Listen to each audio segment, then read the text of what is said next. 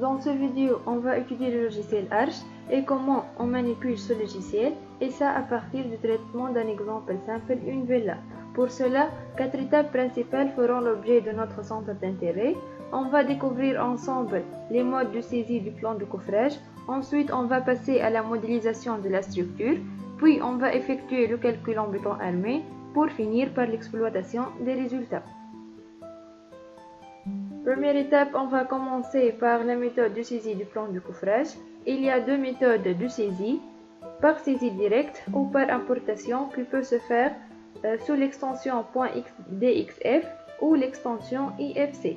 Dans cet exemple, on va saisir le plan de coffrage par l'importation d'AutoCAD à Arch, tel qu'on doit avoir le plan d'architecture sur AutoCAD, puis on l'enregistre sous l'extension .dxf et finalement on l'importe à Arch. Sauf que, dans notre cas, on ne dispose pas du plan sur AutoCAD, on a uniquement une version PDF. Le fichier de villa qu'on va traiter est enregistré ici. Voilà. On va traiter villa 4. On peut voir le contenu de ce fichier. Donc, on trouve 3 pages. Première page, c'est le plan du rez-de-chaussée. Deuxième page, vue en plan du premier étage. Et troisième page, c'est la façade principale. Voilà. Donc, on ferme ce fichier. On clique sur bouton droit, copier, et sur AutoCAD, on clique sur presse-papier par bouton droit, puis coller.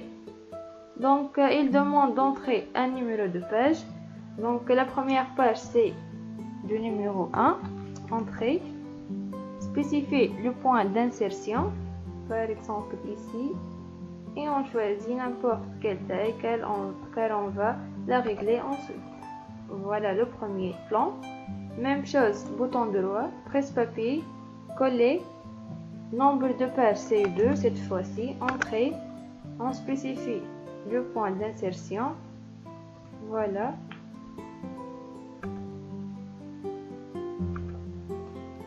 Voilà le deuxième plan. Même chose pour la dernière page, presse-papier, coller, numéro de page c'est 3, entrée, spécifier le point d'insertion, et comme ça on obtient les 3 pages. On va passer maintenant au réglage de l'échelle. Premièrement, on désactive la vue, comme ça, voilà. Puis, à l'aide du cotation, on va mesurer par exemple cette distance.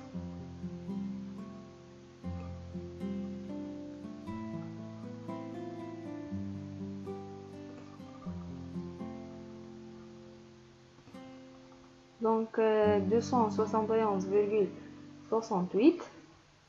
À l'aide de calculatrice, on va diviser 5 mètres que la dimension qu'elle a donnée AutoCAD, 5 par 271,68 égale. Ce facteur, on doit le copier comme ça, CTRL C, on le conserve parce qu'on va l'utiliser après. Par la suite, on clique sur échelle, voilà, et il demande de choisir l'objet, voilà le plan 1, entrée. Spécifier le point de base, par exemple 7 points de base. Et il demande le facteur d'échelle. Ici, on colle le chiffre qu'on a déjà collé. Voilà, comme ça. Et on clique sur Entrée.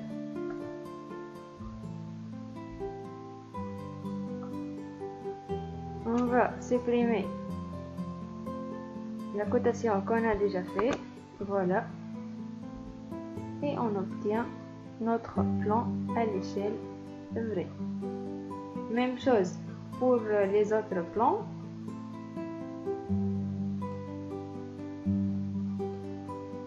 Voilà.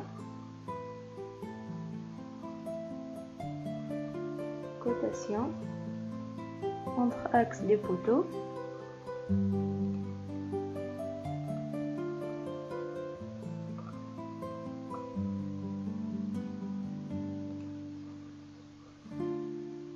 Et on trouve cette distance. À l'aide du calculatrice, encore une fois, on va diviser 5.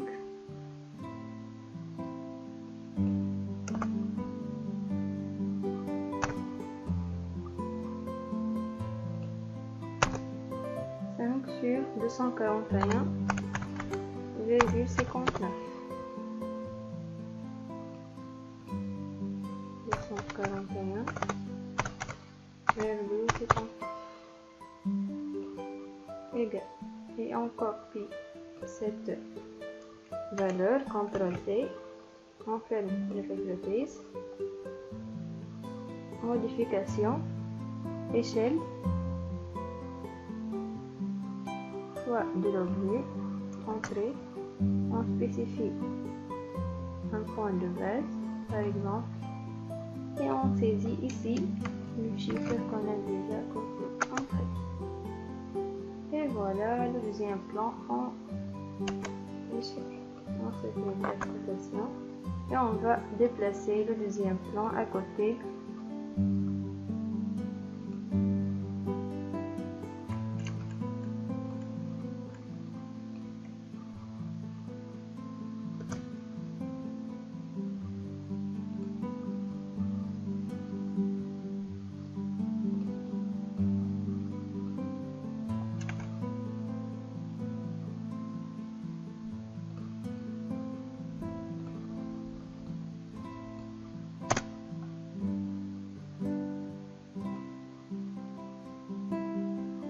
Voilà.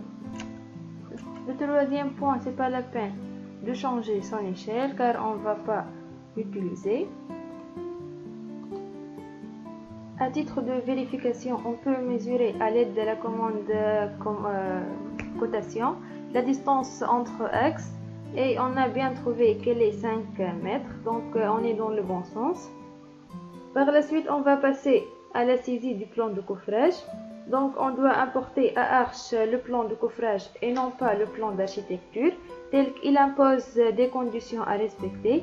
En effet, le type de poteau par exemple doit être défini par des points et non pas par des formes géométriques. Pour cela, je vais définir un nouveau style de point en cliquant sur format, style de point, et on choisit ceci par exemple. La taille des points doit être 0,22 parce que les dimensions minimales d'un poteau dans un plan de coffrage est 0,22, 0,22. On coche définir la taille en unité absolue en non pas par rapport à l'écran et on clique sur OK.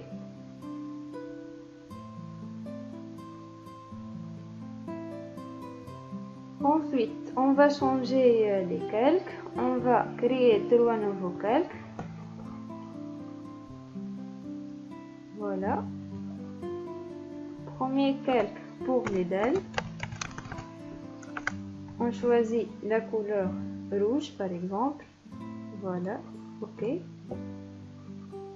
Deuxième calque pour les poutres et on choisit une couleur jaune.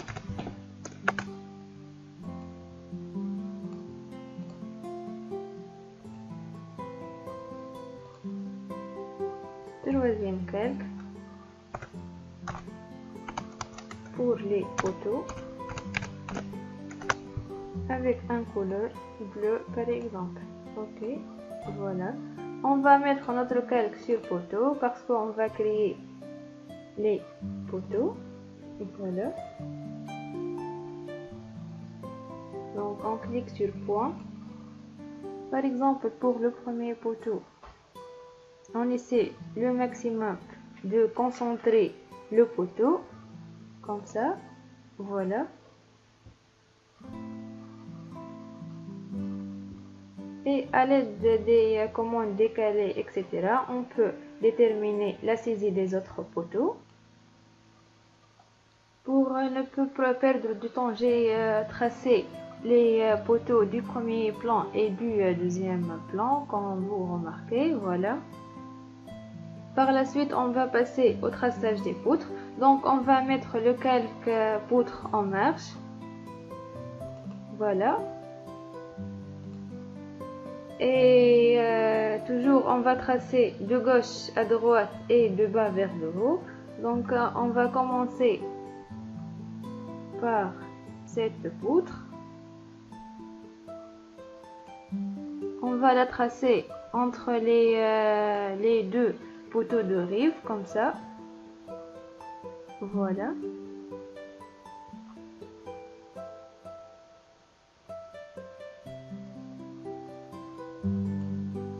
Et à chaque fois, on décale cette poutre par la distance nécessaire. Donc, on clique sur décaler. Spécifier la distance. La première distance, c'est 3,15 mètres. Voilà. Entrée. Et on sélectionne l'objet. Et comme ça, on obtient le décalage. Même chose pour l'autre poutre horizontale. Cette fois-ci, c'est une distance de 4,85 mètres. On clique sur décaler. 4,85 mètres. Entrée. On sélectionne l'objet comme ça. Et voilà, notre poutre aussi tracée.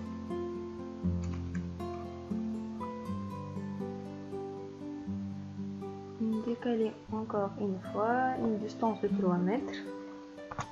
Entrée, on sélectionne cette poutre. Et voilà, notre poutre bien tracée.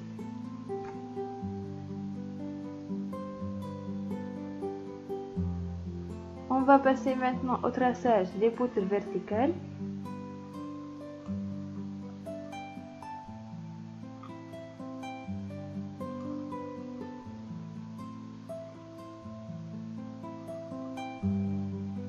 Entre les deux poteaux de rive.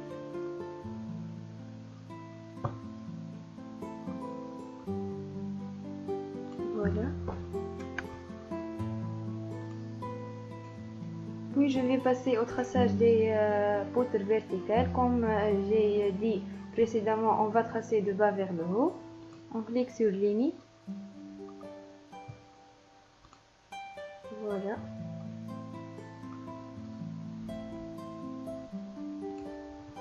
Et voilà la poutre bien tracée.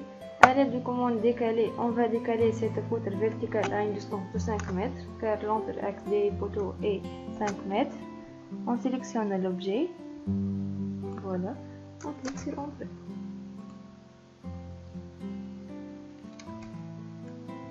Je vais répéter, décaler. Voilà. Et encore une fois, on décale cette poutre verticale par une distance de 5 mètres.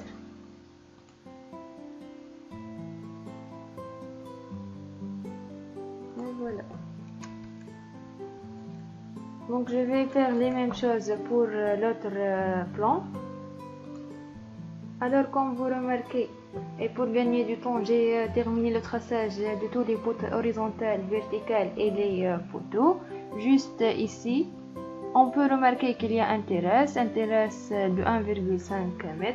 Donc j'ai juste décalé cette poutre horizontale de 1,5 m et j'ai prolongé ces deux poutres horizontales pour avoir notre console. Donc ici aussi, le plan de coffrage du premier étage est bien fait. Donc on peut atteindre les calques qu'on n'a pas besoin et on met seulement calque, poutre et poteau. Voilà. Les deux plans de coffrage avec ces poutres horizontales, verticales et les poteaux. Donc puisqu'il s'agit d'une villa, donc les planchers vont être corps creux et les nervures sont perpendiculaires aux poutres de grande côté. On va prendre par exemple ce plancher tel que les nervures sont de 3 mètres. Donc en divisant 3 mètres 3 mètres par 22,5. Voilà, on trouve 0,133. Donc un plancher de 21 cm est largement suffisant, c'est-à-dire 16 plus 5. On ferme la calculatrice. On va supprimer cette cotation. Par la suite, on va enregistrer notre fichier AutoCAD sur l'extension DXF comme on a déjà dit. Voilà. TP-Arch. Voilà. On va choisir DXF 2004 et on clique sur enregistrer.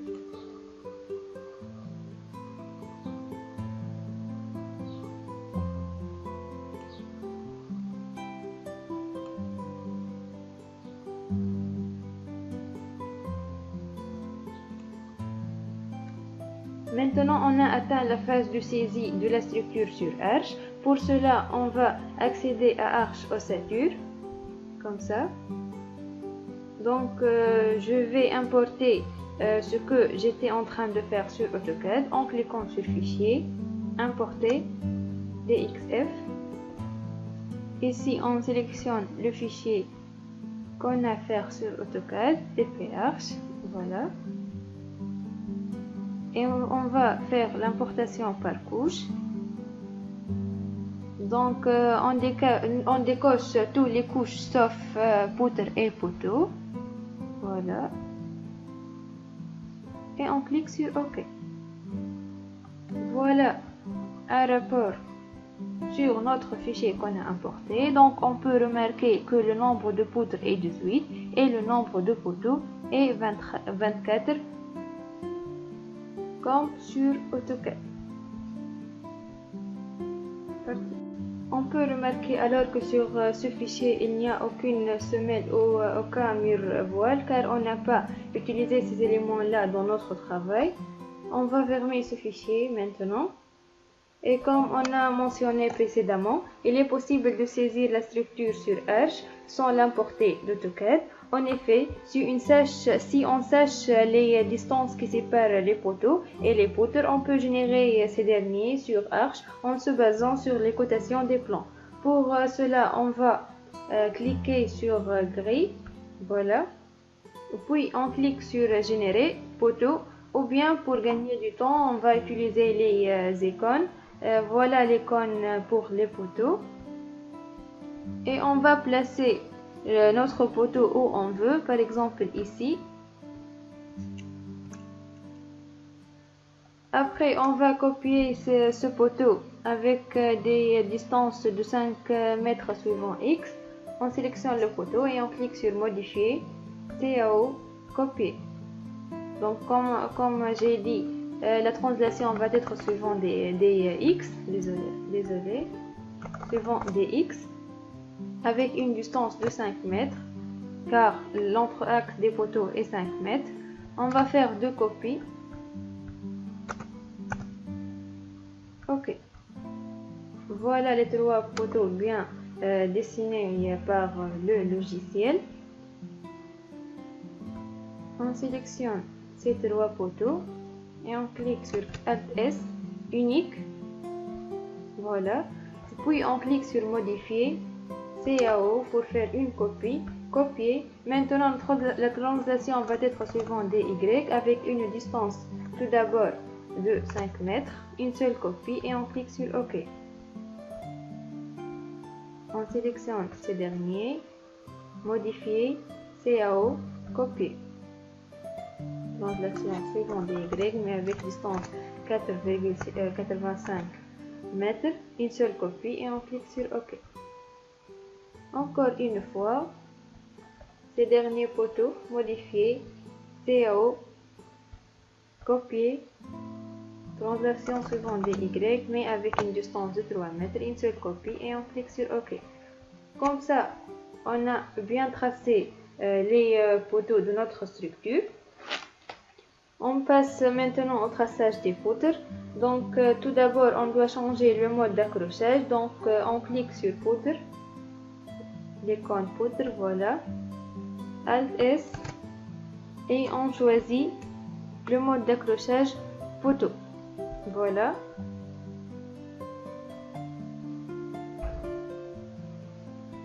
Et on trace nos poutres comme ça, voilà.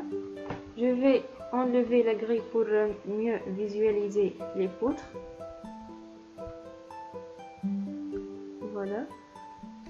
On va décaler cette poutre avec une distance de 5 mètres, modifier CAO, copier, translation suivant DY, 5 mètres, une seule copie, ok, voilà. On va répéter cette étape, copier avec une distance suivant DY de 4,85 mètres, une seule copie, ok. Encore une fois et finalement modifier CAO, copier suivant DY avec une distance de 3 mètres, une seule copie, on clique sur OK. Voilà. Donc on va passer maintenant au traçage des poutres verticales. Voilà. Donc de bas vers le haut, comme ça. Et juste on fait deux copies sur cette dernière poutre verticale, CAO, copier, suivant DX cette fois-ci. Notre axe des poteaux est 5 mètres. Deux copies. Et on clique sur OK. Voilà les poutres bien dessinées sur notre logiciel. On va passer au traçage des balcons. Donc on a deux balcons. On va commencer par le balcon en bas. On sélectionne cette poutre. On clique sur modifier, CAO, copie.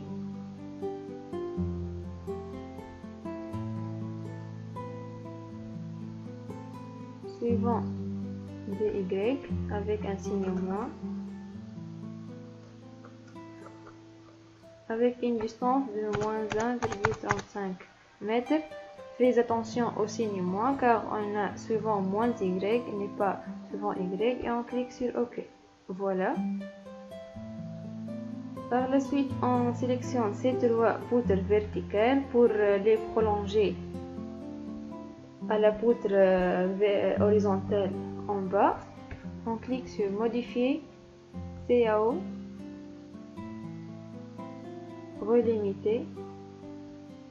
Avec ce ciseau, on clique sur cette poutre, on clique sur entrée. Voilà notre balcon bien dessiné.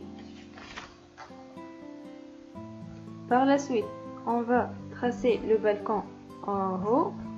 Donc on va décaler cette poutre avec une distance du 1,28 m. Voilà, copier. Suivant DY bien sûr, 1,28 m, une seule copie et on clique sur OK. On va prolonger ces deux poutres, modifier, CAO, copier, suivant DY, modifier, CAO, relimiter, voilà. Avec ce ciseau, on clique sur cette poutre et on clique sur entrée. Il reste de supprimer cette poutre là.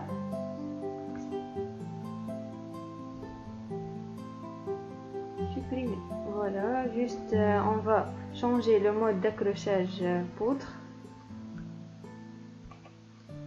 Alt S, extrémité, voilà.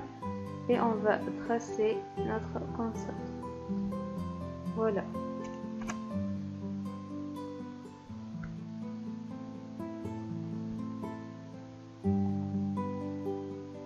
Pour finir notre plan de coffrage, il ne reste que de saisir une poutre ici. Donc pour cela, on clique sur poutre, et on va changer le mode d'accrochage. Donc on clique sur Alt S. D'extrémité, on va cocher poteau, voilà. On va faire une poutre ici, comme ça. On la sélectionne, modifier, CAO, copier. Et on va décaler suivant D moins DY, suivant moins Y, donc avec une distance de moins 2,28 mètres. Une seule copie, on clique sur OK. Comme ça, notre plan de coffrage est bien tracé. Il ne reste alors que de supprimer cette poutre inutile. On la sélectionne et on clique sur supprimer, voilà. Comme ça, notre plan de coffrage est bien tracé. Donc, il est facile aussi de tracer un plan sur Arch. Vérifier notre structure s'il y a des erreurs. Donc, on clique sur Analyser, Vérifier, Saisir. Et voilà, il n'y a pas aucune erreur détectée. Si il y a des erreurs, si le logiciel a énoncé qu'il y a des erreurs, donc on clique sur cette lampe et il va présenter tous les problèmes qui existent dans notre structure. L'étape suivante est la saisie des semelles, et pour cela on a deux approches. Ou bien on clique sur cette icône pour générer automatiquement les semelles sous chaque porteur, ou bien on va les tracer une par une à l'aide des semelles isolées en cliquant sur cette icône, et bien sûr en respectant l'ordre de gauche à droite et de bas vers le haut. Bon, pour faciliter la tâche, je vais tout directement générer les semelles en cliquant sur cette icône. Toutes les semelles existent de l'étage numéro 1 seront préalablement supprimées. On clique sur OK. Et voilà les semelles bien représentées sur le plan. Maintenant, on peut visualiser notre structure en 3D en cliquant sur cette icône, changer de vue. On clique ici et on ferme, et voilà notre structure en 3D. Par la suite, on va saisir la dalle de notre structure selon le type de plancher. Pour cela, on doit réapparaître l'avis de dessus en cliquant ici, voilà. Par la suite, on clique sur l'icône dalle, voilà. On vérifie le mode d'accrochage, voilà, extrémité pour ce poteau. Pour ce poteau, on doit changer le mode d'accrochage poteau, voilà. Alt S encore une fois et le mode d'accrochage extrémité pour atteindre ce poteau qui est en extrémité, voilà.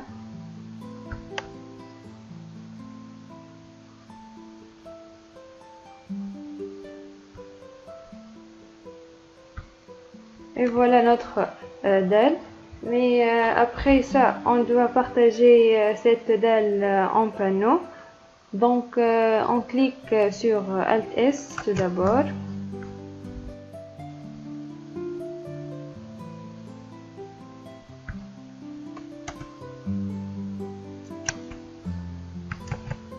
Unique, et on sélectionne cette dalle. Et puis on clique sur cette icône qui est découper automatiquement les dalles de l'étage actif. Voilà, comme ça on a partagé notre dalle en panneau. En passant maintenant au chargement, donc on a les charges permanentes et les charges d'exploitation. Et comme on a énoncé précédemment, les planchers de notre villa sont tous des corps creux. Donc on va voir un peu la coupe transversale d'un plancher corps creux pour avoir une idée sur les charges permanentes appliquées sur ce type de plancher. Donc on trouve le carrelage il est d'épaisseur 2,5 cm et de poids volumique 22 kN par mètre cube. Le mortier de pose il est de 2 cm d'épaisseur et de poids volumique 22 kN par mètre cube. Le lit de sable, il est de 3 cm avec une poids volumique égale à 18 kN par mètre cube. Et finalement, le corps creux.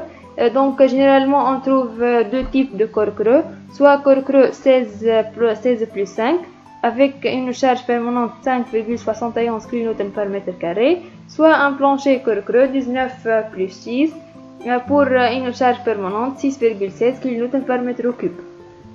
Alors, avec Arch, on a tracé une dalle pleine et non pas une dalle, un corps creux.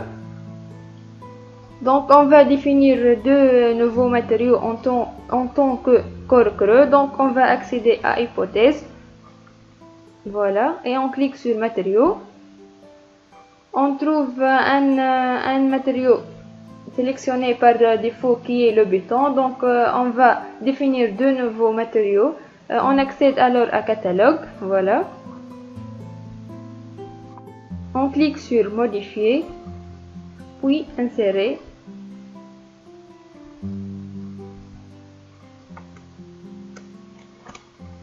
Donc on tape ici corps creux 16 plus 5. Et on donne un nom, corps creux 1, et on clique sur insérer. Voilà. Le deuxième type, c'est un corps creux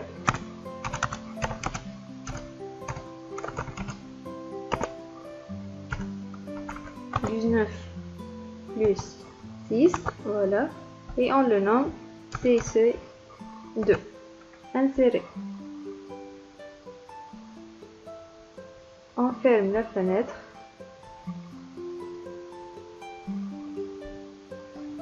Catalogue.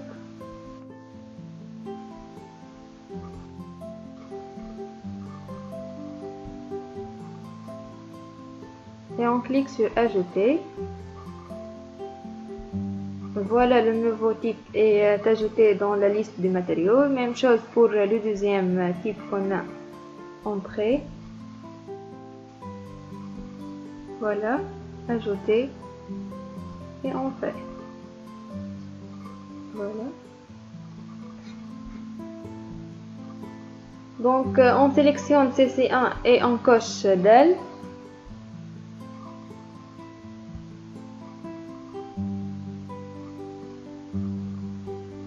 Même chose pour CC2 et on coche dalle. Par la suite, on ferme cette fenêtre. Et puisque notre dalle est partagée en panneaux, donc après avoir défini les nouveaux matériaux, on va parcourir les panneaux un par un et on affecte à chacun le type de matériau, son épaisseur et le chargement correspondant. Donc tout d'abord, on sélectionne le panneau sur lequel on va travailler et on clique ici. Et on change le premier type, c'est le corps creux 1, c'est d'épaisseur 21 cm. Voilà. Puis on clique sur chargement. Puis on clique sur chargement. Alors, comme j'ai dit précédemment, G est égal à 0,571 tonnes par mètre carré. Et pour Q, on prend par exemple 0,1 tonnes par mètre carré comme charge d'exploitation. Voilà. Et on va refaire cette étape pour tous les panneaux de notre plancher.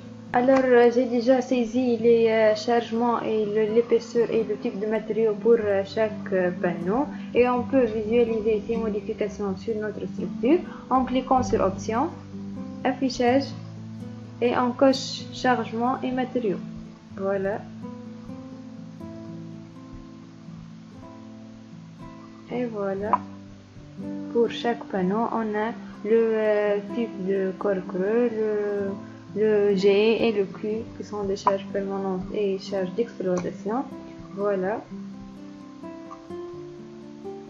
Par la suite, on va accéder à l'insertion des nervures puisqu'il s'agit des planchers col creux. Mais avant ça, on va vérifier notre structure. Donc, on clique sur Analyse, Vérifier, Saisie et il n'y a aucun erreur. Et pour la saisie des nervures, je vais décaler cette poutre verticale avec ces deux portions de poutre. Donc tout d'abord, je vais tracer deux poutres ici, en changeant à chaque fois le mode d'accrochage par Alt S. Voilà.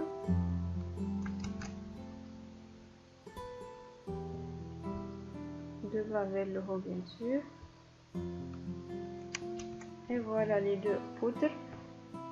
Après, je vais décaler ces trois poutres avec une distance de 0,44 m pour la dévie du nervure en cliquant sur Modifier, CAO, Copier, suivant DX 0,44 m, une seule copie et on clique sur OK. Et voilà les poutres décalées. Maintenant, je vais changer la principalité des poutres en décochant principal parce que ce sont des poutres secondaires. Même chose pour cette poutre et aussi pour cette. Voilà. Après ça, on va recopier ces trois poutres pour avoir les nervures sur tout le plancher. On sait bien que les nervures sont espacées de 0,33 m, donc pour un panneau de 5 mètres par exemple, de largeur, on a besoin de 13 nervures. Donc on sélectionne encore une fois ces trois poutres et on les décale suivant dx par une distance de 0,33 m. Voilà. Nombre de copies c'est 13 et on clique sur OK. Et voilà les nervures bien tracées sur notre plancher. Ici on sélectionne l'un des nervures, on trouve qu'elle n'est pas principale, ce sont des poutres bien sûr secondaires. Maintenant on va passer au calcul de la descente de charge. Donc tout d'abord on va sélectionner tous les panneaux de dalles encore creux. Donc on clique sur l'icône visualiser des dalles et on sélectionne les panneaux un par un. Voilà.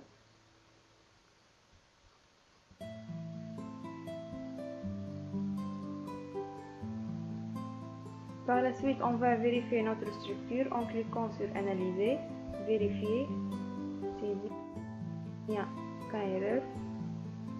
Encore une fois, Analyser, Modéliser, qu'un erreur.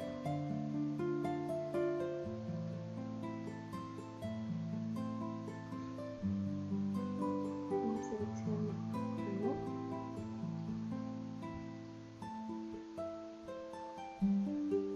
Et on clique sur Partager les dalles. Voilà.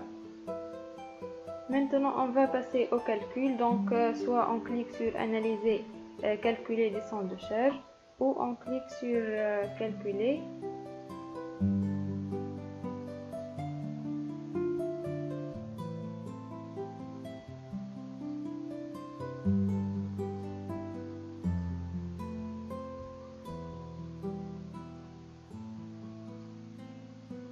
Oui.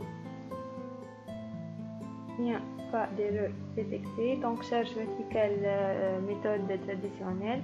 Voilà, on clique sur OK. Donc on peut afficher les charges appliquées sur chaque poteau en tête. Donc on clique sur cette icône. Voilà. Et on peut remarquer que les poteaux les plus sollicités sont les poteaux centrales. Aussi on peut afficher les charges appliquées en tête de la semelle ponctuelle. Donc on clique sur cette icône. Et voilà. Donc on peut remarquer aussi que les grandes dimensions sont sur les panneaux centrales. Voilà. L'étape suivante est le calcul du ferrillage d'une nervure à l'aide du arche-poutre. Donc si on veut par exemple le ferrillage de cette poutre T27, donc on va accéder à arche-poutre et on va entrer une poutre avec 3 travée et une console. Donc on clique sur cette fenêtre YOMD, voilà, et on choisit Archfooter, on clique 2 fois. Et voilà, la fenêtre de Archfooter s'affiche. Maintenant, on va commencer la saisie de la nervure, qui est alors une poutre contenue avec 3 travées successives et une console à gauche. Donc, il suffit tout d'abord de cliquer sur création d'une console sur la rive gauche. Voilà. Et si on veut par exemple une console à droite, donc on clique sur cette icône opposée, création d'une console sur la rive droite. Et pour les travées, on clique sur cette icône qui est création d'insertion d'une travée vide à droite de la travée active, et notre travée active c'est la console. On clique donc 2 fois, voilà les travées de notre nervure. Après ça, on doit définir les sections des poutres ainsi que les travées. Pour définir la longueur d'une travée, donc on clique 2 fois sur le travé, on commence par la console, voilà. Donc on va tout d'abord changer le nom, conservant le même nom que Arch Ossature pour éviter les ambiguïtés. Donc comme on a vu, notre nervure est de nom T27, donc point 1 pour le premier travé, avec un porté de 1,7 m. Voilà, appui à droite c'est 0,22 m et il n'y a pas appui gauche parce qu'il s'agit d'une console. Et on ferme, voilà. Même chose pour ce travé, donc on clique 2 fois. Appui gauche c'est 0,22, même chose pour l'appui droit 0,22 m. Donc pour le nom c'est T27.2 puisqu'il s'agit du deuxième travé, avec une portée de 2,93 m. Voilà. Et si on clique sur cette icône, on va passer à l'autre travée situé à droite, voilà, pour gagner du temps. Donc c'est un travé dont le nom est T27.3, voilà, avec une portée de 4,63 m. Et bien sûr, appui à gauche 0,22 m et appui à droite 0,22 m. Même chose pour le dernier travé. Donc, il est de nom T27.4 et de portée 2,78 mètres. Voilà, appui gauche 0,22 et appui de droit 0,22 m. Comme ça, on a défini les travées. Donc pour les sections, on sait que notre nervure est de section en T. Donc par contre, Arch il prend par défaut toutes les sections rectangulaires. Donc on va changer les sections de notre nervure en cliquant 2 fois sur cette section. Voilà. On prend des 0,07 m.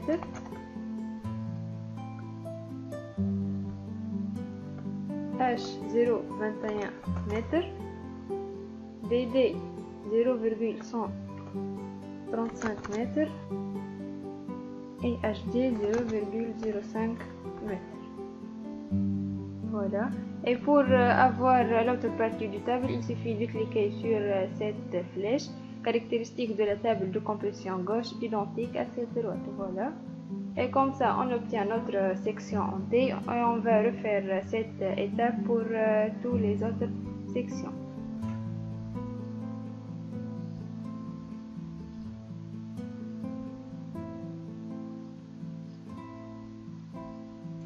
L'étape suivante est la saisie des charges appliquées sur la nervure. Donc, une fois j'ai saisi les autres sections en T, on va passer à la saisie des charges sur la nervure. Pour la saisie des charges, on va accéder seulement à cette partie où on trouve les différents cas de charge. Dans notre cas, on va utiliser seulement la charge répartie. Donc, on sélectionne le travet sur lequel on va travailler et après on clique sur cette icône. Donc, on peut remarquer qu'il n'y a pas de charges insérées au préalable. Alors, on clique sur cette icône. Et puisqu'on sait que cette console appartient à un plancher Core Creux 16+5 qui est de charge permanente 0,71 tonnes par mètre carré, et dans un mètre carré il y a 3 nervures, donc pour avoir la charge permanente sur chaque nervure, on doit diviser cette charge par 3, on trouve 0,19 tonnes. Et pour la charge d'exploitation, on a 0,12 tonnes. Voilà. Puis on clique sur cette icône pour afficher la charge. Voilà. Et on ferme. Même chose pour les travées. Donc on sélectionne le travet sur lequel on va travailler et on clique sur charge répartie. Voilà. Et on va entrer la charge permanente qui est de 0,19 tonnes et avec une charge d'exploitation 0,05 tonnes. Et on clique sur cette icône. On passe par la suite à l'autre travet. Voilà. On sait que cette travet appartient à un plancher Core Creux 19+6. Donc la charge permanente elle est de 0,21 tonnes. Avec une charge d'exploitation 0,05 tonnes par mètre.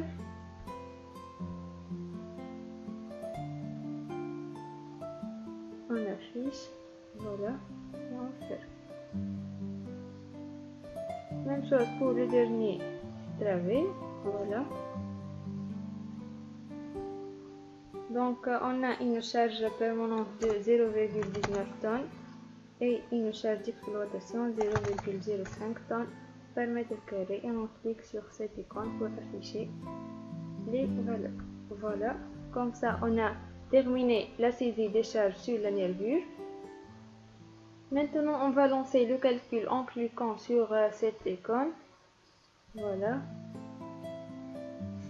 Et on attend un peu.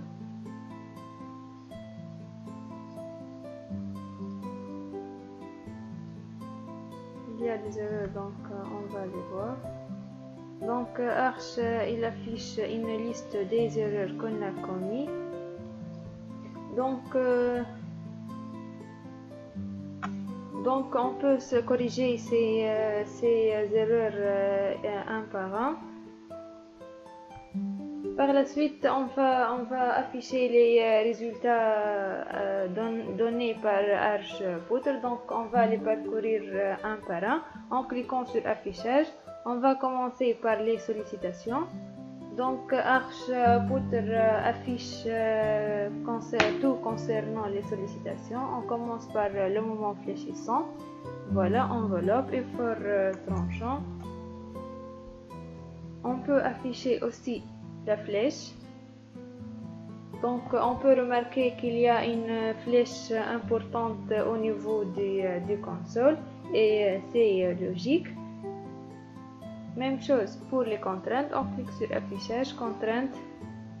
On peut remarquer qu'il y a des contraintes importantes au niveau des appuis et beaucoup plus importantes au niveau des travées. Et bien sûr, si il y a une compression dans le fibre supérieur, on trouve une traction au niveau du fibre inférieur et vice versa. Alors on va finir cette partie par l'affichage du plan de ferriage de notre poutre en T. Alors on clique sur affichage, plan interactif. Et voilà le ferriage de notre nervure. Donc il est logique puisqu'il s'agit d'une poutre en T d'avoir un seul bar en haut et un seul bar en bas. il a utilisé H14 en bas et en haut et les H6 pour les armatures transversales. Et en cas d'erreur ou si on veut une modification, donc on utilise ces icônes là. Alors on va passer maintenant à la saisie d'un poteau à l'aide de arche poteau. Donc on clique sur arche poteau BAEL. Voilà. On va entrer les caractéristiques du poteau. Et tout d'abord, on doit entrer les liaisons qui existent aux bornes de notre poteau. On va utiliser un poteau bi-encastré avec une hauteur de 3,3. Donc, comme on a remarqué ici, 3,1 mètres pour une hauteur de 280.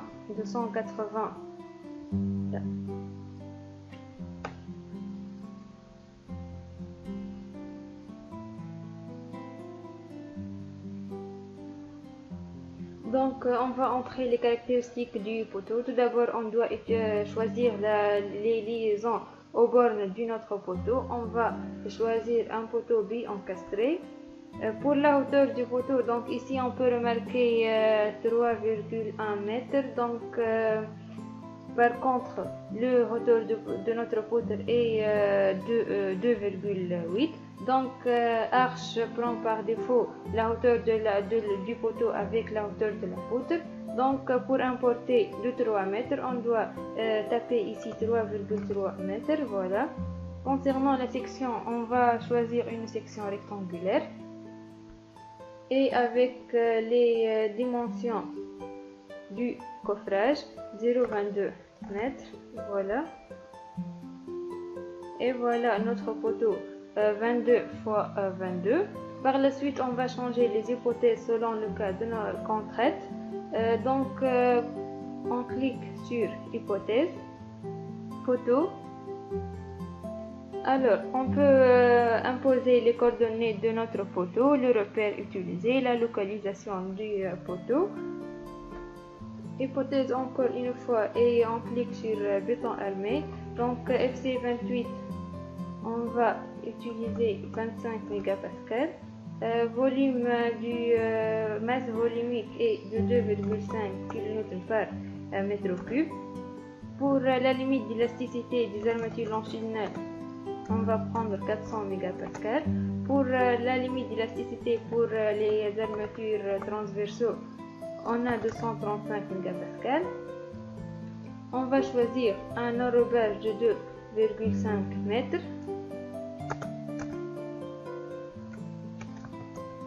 Voilà, avec une fissuration peu préjudiciable.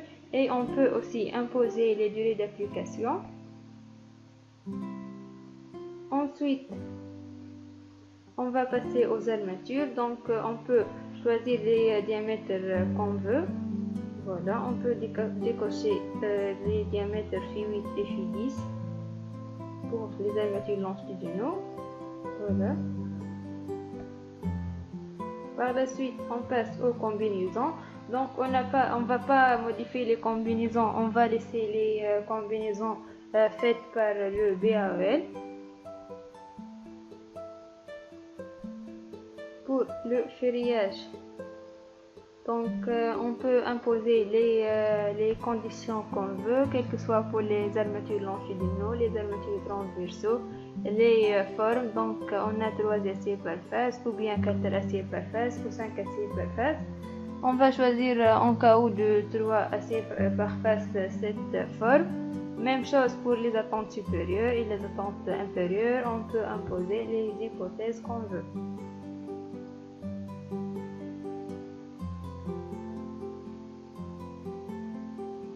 On passe maintenant aux charges. Donc avant ça, on va revenir à arche ossature et on va choisir un poteau. Voilà. Un poteau avec une charge, par exemple ce poteau 18,6 pour la charge permanente et 3,5 pour la charge d'exploitation. Donc hypothèse, charge, torseur. Donc pour la charge permanente, on a dit que c'est 18,6 tonnes par mètre carré. Et pour la charge d'exploitation, c'est 3,5. Voilà. Et on ferme cette fenêtre. Puis, on va modifier la géométrie. Donc, géométrie. On a déjà modifié la hauteur et la forme et la section de notre poteau. Il ne reste que les extrémités. Donc, la hauteur de la poutre, on va la laisser 0,3 mètres. Par contre, pour le poteau supérieur, il est gênant d'avoir un poteau supérieur de dimension plus grande que celle du poteau porteur. Donc, on va au moins avoir les mêmes dimensions que le poteau porteur. Pour cela, on va cliquer sur identique. Voilà. Et comme ça, on va obtenir un poteau supérieur identique au poteau porteur.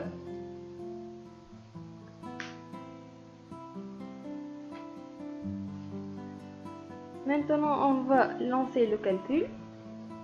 Donc, la lampe n'est pas allumée, donc il n'y a aucune erreur.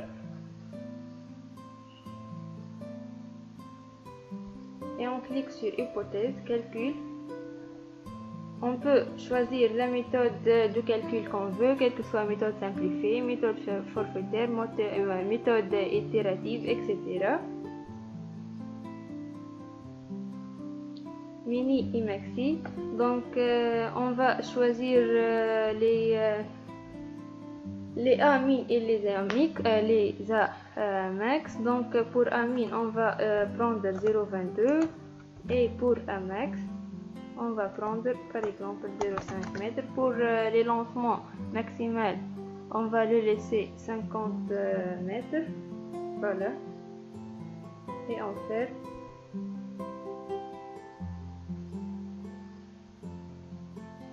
Comme ça, on a fini toutes les hypothèses. On va refaire le calcul. Voilà. Et on clique sur affichage, plan interactif. Et voilà le ferrillage de notre poteau. Donc, les armatures longitudinales sont 4H12, 4H12 à gauche et à droite. On peut voir ici les armatures en attente du poteau supérieur et la coupe transversale de notre poteau courant. Voilà. En cas d'erreur, on peut modifier le ferrillage avec ces icônes. Et comme ça, on a fini la saisie du poteau. Alors, on va finir notre travail par la saisie d'une semelle sur arche semelle. Donc, en cliquant sur arche semelle 3D BAL. Alors, la première étape, c'est la modification des hypothèses. En cliquant sur hypothèse, semelle. Et ici, on choisit semelle isolée ou semelle filante selon le cas. On va imposer par exemple les coordonnées de l'élément, le repère, la localisation de la semelle, etc. Encore une fois, hypothèse béton armé. Donc, on va choisir une FC28 à 25 mégapascal. La limite d'élasticité.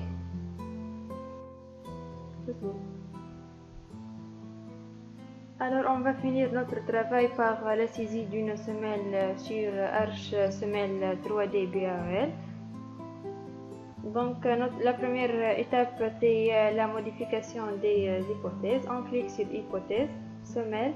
Ici, on peut alors choisir la semelle isolée ou filante. On peut imposer les coordonnées de la semelle, le repère utilisé, la localisation, etc. Pour le béton armé, on va choisir une FC28 25 mégapascal. La limite d'élasticité pour les armatures longitudinales 400 mégapascal. La limite d'élasticité pour les armatures transversaux 235 mégapascal. Fissuration peu préjudiciable, masse volumique 2,5 tonnes et la durée d'application supérieure à 24 heures. Voilà. Pour les armatures aussi, on peut choisir les armatures qu'on veut et on décoche les armatures qu'on ne veut pas. Voilà.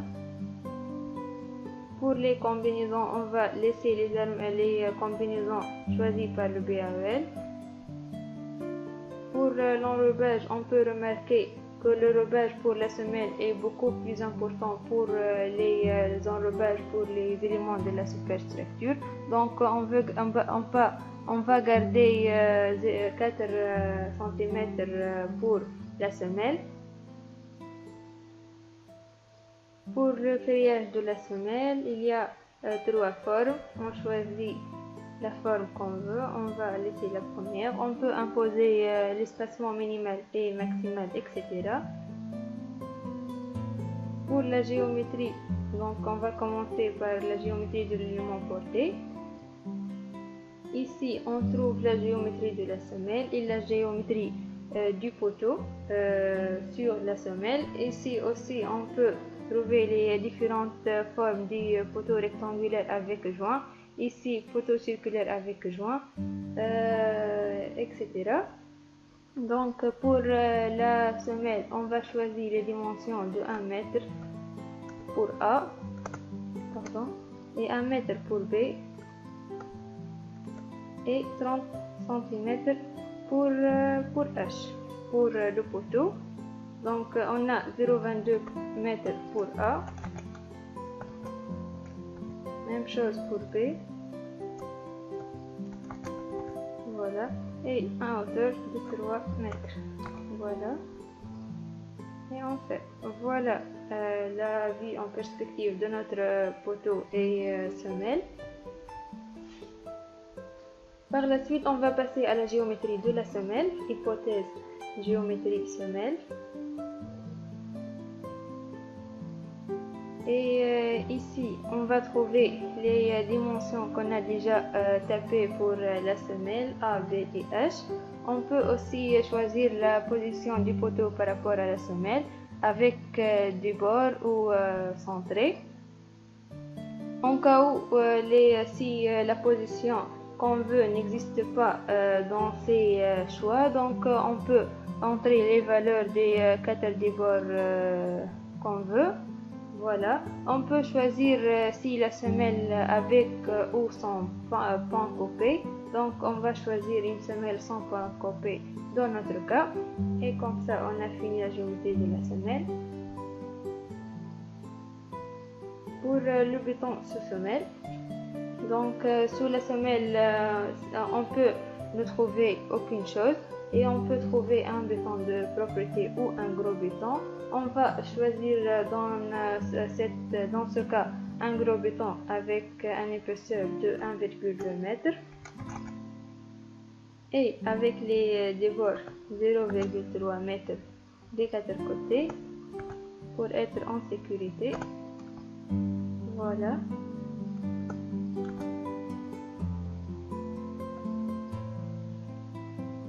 Hypothèse encore une fois, on va passer au sol et haut.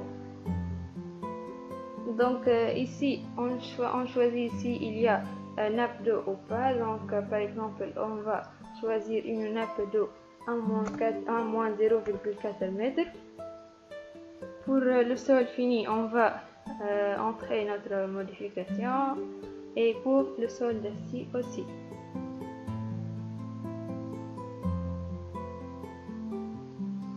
Alors pour le chargement, on va choisir la semelle la plus sollicitée. Voilà, donc on peut remarquer que la semelle la plus sollicitée est celle-ci avec un G égale 23,1 tonnes par mètre carré et Q 5,6 tonnes par mètre carré. En revenant à l'arche semelle, hypothèse, charge, torsion. Voilà.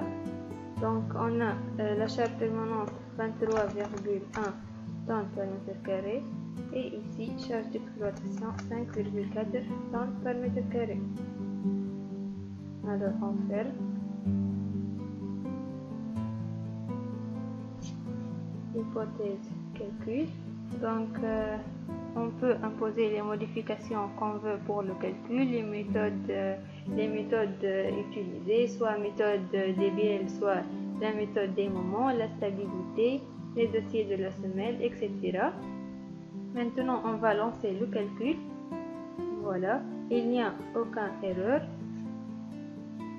Et on passe au affichage. Affichage, analyse.